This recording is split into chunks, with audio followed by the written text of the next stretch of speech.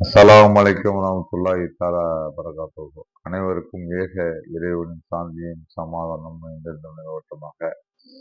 இப்ப நம்ம பார்த்துக்கிட்டு இருக்கிறது சாப்பாட்டின் ஒழுங்குகள் பாகம் 2.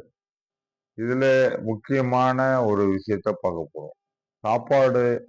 நான் அன்னைக்கு ஒரு வார்த்தை தவறிட்டேன். அது என்னன்னா தஃப்தர்னாலும் ஒரு ஹிந்தியோ அரபு வார்த்தை தான்.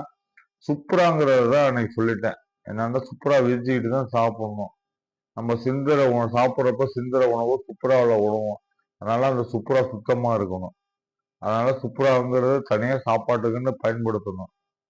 சரி, இப்ப பாக்குறது சாப்பாடுறதுக்கு முன்னாடி எப்படி 3 முறையில நபிகள் நாயகம் ஸல்லல்லாஹு அலைஹி வஸல்லம் உட்கார்ந்ததாக வரலாற்று ஆய்வாளர்கள் சொல்றாங்க.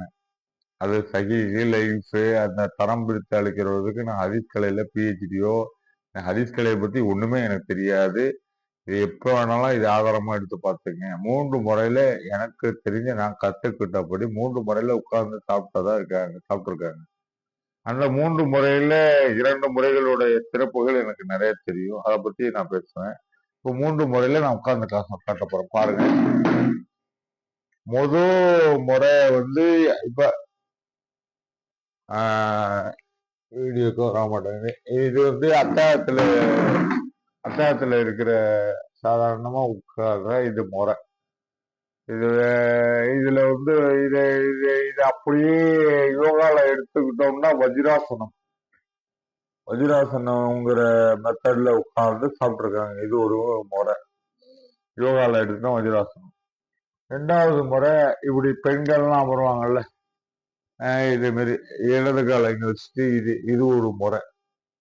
3வது இது இது வந்து இதுக்கும் ஒரு சிறப்பு இருக்கு. இதோட சிறப்புகள் பத்தி அப்புறம் பார்ப்போம். 3வது முறை அவசர காலத்துல போர்க்கால முறைன்னு பேரு. இந்த முறைக்கு பேரு போர்க்கால முறை. ஏன்டா இப்படி இப்படி போர்க்காலத்துல இப்படி உட்கார்ந்துட்டு சாப்பிடுவாங்க. போர் வச்சுன்னு சாப்பாடை போட்டு போவாங்க. இது பேர் போர்க்கால முறை. இந்த 3 முறையோட சிறப்புகளை பத்தி நம்ம பேச போறோம். இதுல வஜ்ராசனம்ங்கிறப்பே அந்த முறைக்கு சிறப்புகள் யோகா தெரிஞ்சவங்க அந்த வஜ்ராசன முறைகளை பார்த்துக்கலாம்.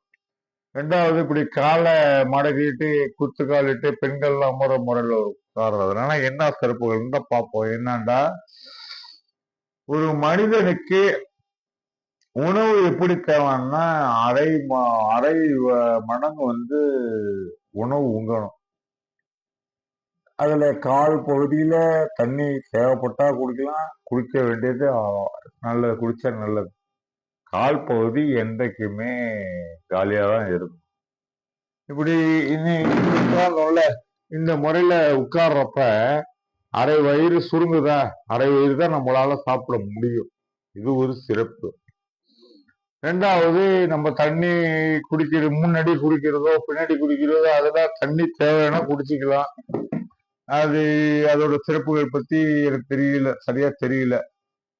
அதனால நம்ம தண்ணி குடிச்சா அது 1/4 பங்கு சேர்ந்துரும், 1/4 பங்கு எம்டியா இருக்கும். இது சிறந்த முறை, உணவு உண்றதுலேயே சிறந்த முறை. 2வது அத்தாயத்து இருப்பு முறை வந்து கொஞ்சம் சில பேருக்கு பழகாதவங்களுக்கு கஷ்டமா இருக்கும். அத்தாயத்து இருப்பு முறைன்னா ஒண்ணும் இல்லை.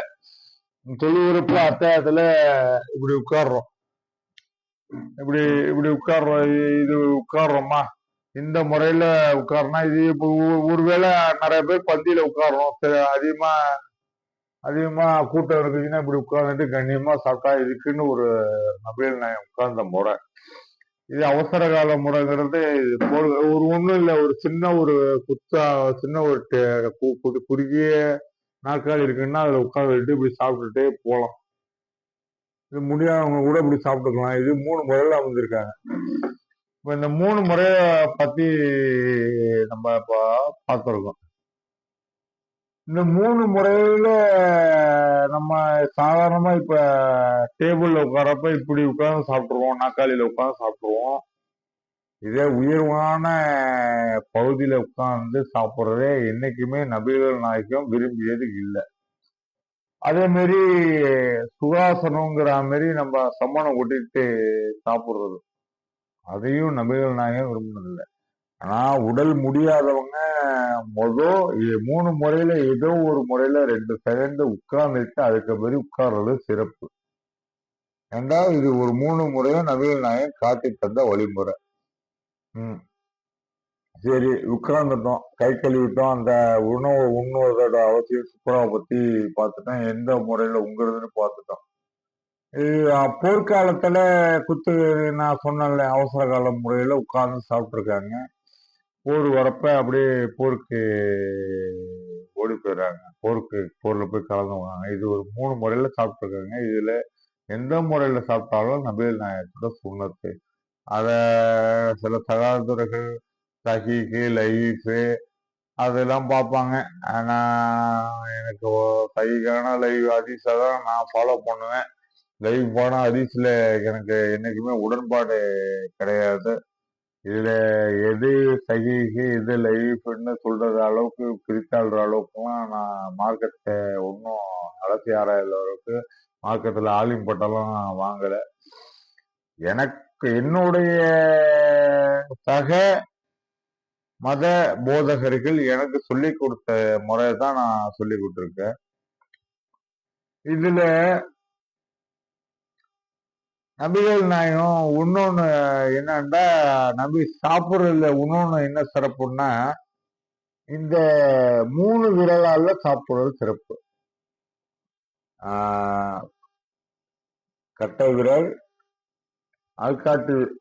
ஆள்காட்டு விரல், இது என்ன விரல்னு தெரியல, மோதிர விரலோ ஏதோ விரல் வச்சு நடு விரல், இது 3 விரல்ல சாப்பிடுறது சிறப்பு. ஏன்னா நபிகள் நாயகம் அதிகம் சாப்பிட்டது ரொட்டி துண்டு. அதுக்காக நீங்க என்ன பண்ணக்கூடாது, சோறை வச்சுக்கிட்டு 3 விரலால எடுத்து சாப்பிடணும்னா, நம்ம சாப்பிடுற உணவு வழக்கம் வந்து அரிசியில சாதம் சாப்பிடுறோம், 3 முறை விரல்ல சாப்பிடுறத பார்க்கக்கூடாது. இன்னைக்கு பாகிஸ்தான்காரன் என்ன பார்க்கலாம், அவங்க ரொட்டி சாப்பிடுவாங்க, அவங்க 3 விரல தான் பயன்படுத்துவாங்க. அதனால இந்த 3 விரல்களை பயன்படுத்தி சாப்பிடுறது சிறப்பு, இன்னைக்கும் சிறப்பு. சரி, எதை சாப்பிடக்கூடாதுங்கிற விஷயத்துல அல்லாஹ் நிறைய தானாக இறந்ததை சாப்பிடக்கூடாதுன்னு இருக்கா, பண்டிகை நிறுத்தி சாப்பிடக்கூடாதுன்னு அல்லாவின் பேர் சொல்லி கூறி அது அறுக்கப்படாத அதாவது அல்லாவின் பேர் சொல்லி அறுக்கப்பட்ட பிராணிகள் தான் சாப்பிடணும். அதே மாதிரி பிற பிற நகத்தால பிராணி கிழிச்சக்கூடிய உணவுகள்லாம் அந்த பறவைகள்லாம் சாப்பிடக்கூடாதுன்னு பார்த்துறோம். அது வந்து குரான்ல தெளிவா மார்க்க அறிஞர்கள் போட்டுப்பாங்க. நான் வந்து சொல்லக்கூடிய சாப்பாடுல நம்ம நிறைய தப்பு பண்றோம். அருந்துகிற பானத்தை ஊதி சாப்பிடக்கூடாது. ஊதி சாப்பிடுறதுக்கு முதல் அருந்துகிறப்ப ஒரு டீ சூடா இருக்கு, சுடு தண்ணி ஏதோ சூடான பானம் குடிக்கிறேன்னா அது ஊதி சாப்பிடுறது சொல்ல போனா மூச்சு காட்டு கூட படாம இருக்கிறது நல்லது. அது ஊதி சாப்பிடக்கூடாது. ஏற்கனவே நான் சொல்லியிருக்கேன், ஏதோ எந்த உணவா இருந்தாலும் ரொம்ப ஹீட்டா சாப்பிட்டா அது வயிற்றுலயே அந்த ஹீட்டு போய் கிடக்கும், அது குடல்ல பாதிப்பு ஏற்படுது. சரி, இன்னொன்னு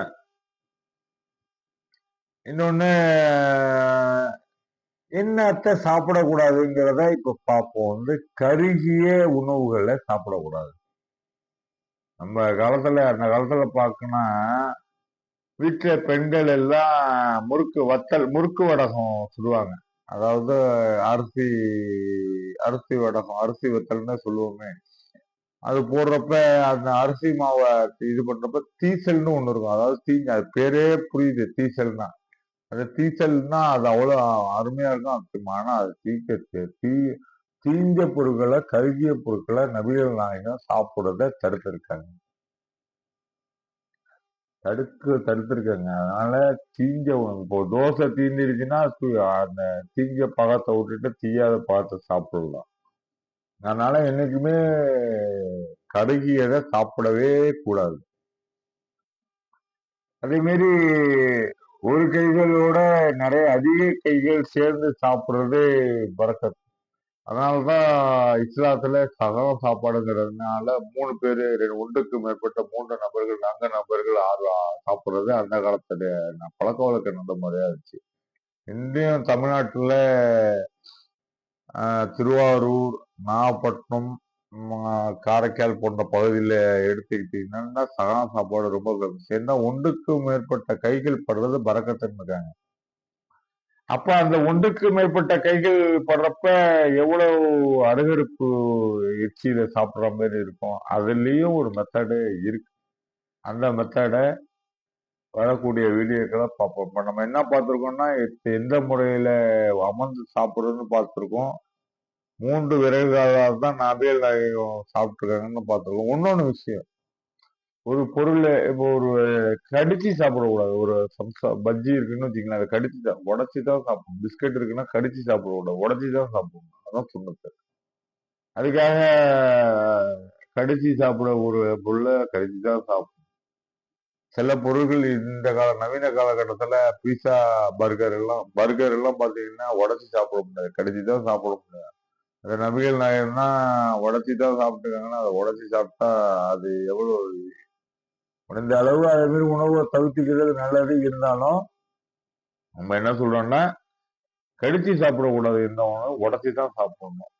இது வரைக்கும் பார்த்திருக்கோம், அந்த 3 பேர்கள் 4 பேர்களுக்கு மேற்பட்ட அமர்ந்து சாப்பிடுவோம்ல, அதுல என்னென்ன ஒழுங்குகள் கடைபிடிக்கணும், அதுக்கு முன்னாடி சாப்பிடுறதுக்கு முன்னாடி என்ன துவா ஓதணும், அது போன்ற விஷயங்கள்லாம் அடுத்தடுத்த வீடியோல பார்ப்போம். அஸ்ஸலாமு அலைக்கும் வரஹ்மத்துல்லாஹி தஆலா வபரகாத்துஹு. இந்த வீடியோ உங்களுக்கு பிடிச்சிருந்தா நீங்க லைக் பண்ணுங்க. உங்களுடைய விமர்சனங்களை தெரிவிங்க. ஏன்னா நாங்க வளர்றதுக்கும் நாங்க போய் வளர்றது கிடையாது. மேல் மேலும் எங்களை மெருகேற்றிக்கிறதுக்கு தயாரா இருக்கும்.